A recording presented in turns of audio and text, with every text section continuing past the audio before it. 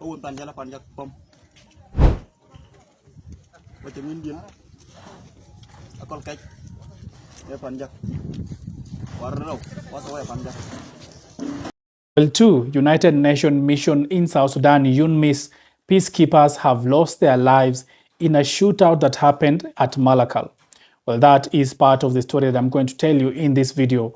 How exactly that happened, what transpired that led to the loss of lives of these two peacekeepers in South Sudan. As well as in this video, I'm going to tell you about the confirmation that the South Sudanese Defense Forces has put out in public that they have taken new Fangak from the White Army and the SPLA-IO. How did that happen, and what militia assisted the South Sudanese Defense Forces to take over New Fangak? Well, this is Bonafide. If you haven't subscribed, kindly subscribe and hit that notification button so that when I release something new on the South Sudan crisis, you get notified as soon as possible. Well, the United Nations mission in South Sudan, UNMISS, has confirmed just hours ago that a shooting involving a military peacekeeper occurred inside its base in Malakal, Upper Nile State. The UNMISS spokesperson Priyanka Chaudhary stated that the incident resulted in the deaths of two personnel. But how did this happen? According to sources, there was information that Cambodian UN peacekeepers had disagreements among themselves that led to one taking the life of another and then turning the gun on themselves and took their own lives. This is what happened at the military UN base in Malakal, Upper Nile State, where two UN personnel belonging to Cambodia lost their lives. Remember, this is coming at a time when there is heightened tension in South Sudan. The security crisis in South Sudan is going out of hand because of the latest moves by the government to detain the first vice president and the allies and the leadership of SPLA-IO, as well as the White Army has been causing havoc in different parts of South Sudan. This is what now the South Sudanese Defense Forces have been following up, and they have tried as much as possible to contain the situation, but this has not borne fruits yet. You remember, this whole crisis started in Nasir County, where a UN helicopter was shot down by suspected White Army militia in Nasir County that led to the government now taking these measures to try to control the situation in the country. But so far, we have seen that there have been airstrikes in different parts of the country. There have been bombardments of hospitals. We're talking about the Doctors Without Border Hospital that happened in Old Fangak just days ago. And a lot has been happening in South Sudan regarding policies and changes in government structure because of the new developments and the new direction that the South Sudanese government has taken.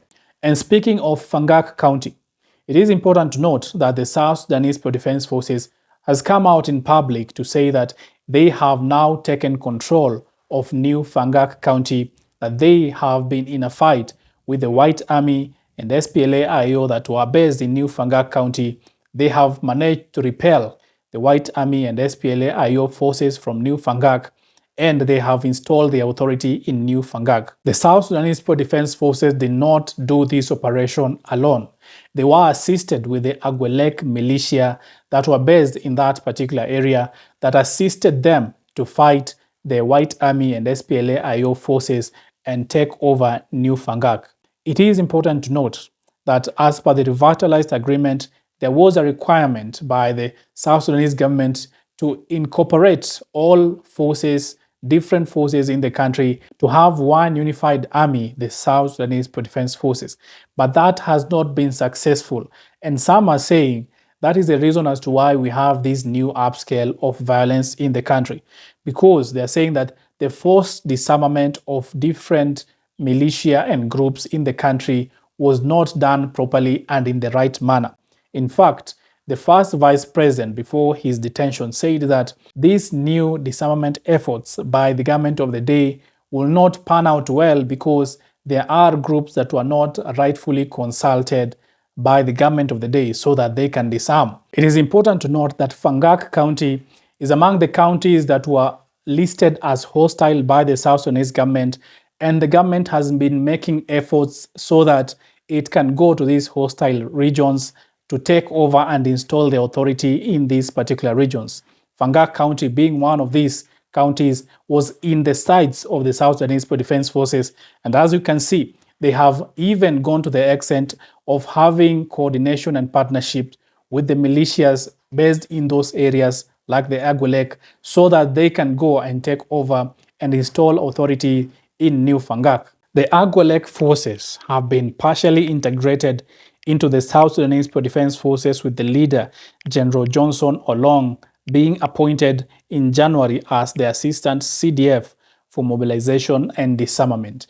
These are the arrangements that we are seeing now in South Sudan. Both of these sides are trying to get militias and communities to support them in their fight to get more power, as well as to say that they are represented in the government of the day. What we know so far is that the first vice president is still under detention by the government of the day. They are saying that they are conducting investigations to see if he gave the order for the helicopter to be downed in Nasir County. The South Sudanese government has not given any envoy that opportunity to meet the first vice president to hear the story from his side, to know what is really happening in South Sudan. The people of South Sudan are the ones who are losing the most, who are on these front lines, because as it was reported in this new Fangak onslaught by the South Sudanese Defense Forces, the people who were based in New Fangak fled with the White Army and SPLA-IO, meaning that people whose lives were continuing in this part of Fangak County had to stop their daily living because of the increase in insecurity in these areas. The bombardments and airstrikes from the South Sudanese People Defense Forces is causing loss of lives to the civilians, and that is something that the South Sudanese People Defense Forces and the government of South Sudan should look into, so that people's lives could be saved. Well, I will continue to keep you informed of the latest of what is happening in South Sudan. Keep it bona fide.